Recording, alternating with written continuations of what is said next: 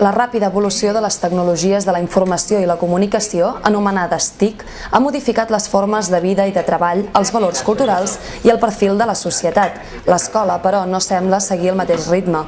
Existeixen dubtes sobre la concepció i aplicació d'aquests nous inputs electrònics i virtuals, i cal resoldre'ls. Tenim unes escoles que són del segle XIX, amb uns mestres que són del segle XX i que apliquen les pedagogies del segle XX, amb uns alumnes que són del segle XXI. Un dels factors que pot ajudar a la innovació pedagògica, que pot ajudar a esdevenir aquest canvi, precisament són les tecnologies, pel seu enorme potencial i sobretot perquè són molt motivadores i són bastant seductores de cara tant al professorat com a l'alumnat. Per debatre i reflexionar sobre les llums i ombres que plantegen els reptes tecnològics en l'educació d'avui, Edu21 ha organitzat una jornada de treball on s'ha pogut escoltar la veu d'una 70ena de professionals del món de l'ensenyament i d'altres agents educatius.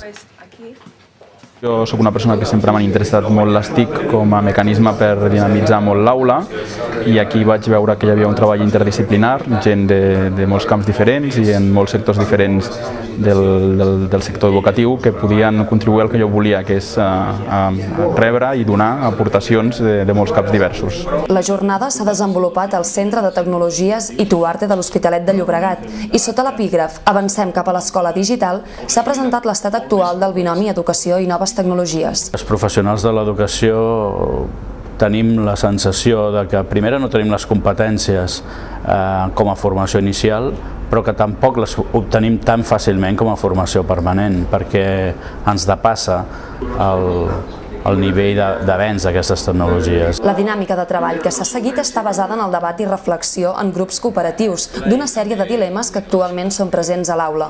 Tots els assistents han aprofitat per exposar experiències, així com propostes per potenciar la relació de les TIC amb l'educació. I per molt que tu avancis, ells sempre van per davant, ells sempre en saben més que tu, no? Jo m'emporto totes les experiències de les persones que han estat aquí, veure també com s'estan treballant en d'altres escoles, en quin punt d'aquest desenvolupament, d'aquest procés que ha de passar l'escola, que ha de tenir l'escola, en quin punt es troben, com han resolt certs problemes i amb quines fites s'estan trobant. Finalment, de la posada en comú han sorgit les pistes necessàries per tal d'innovar pedagògicament a l'aula amb el suport de les TIC. Dues coses que jo m'emporto al meu sac, a la meva motxilla.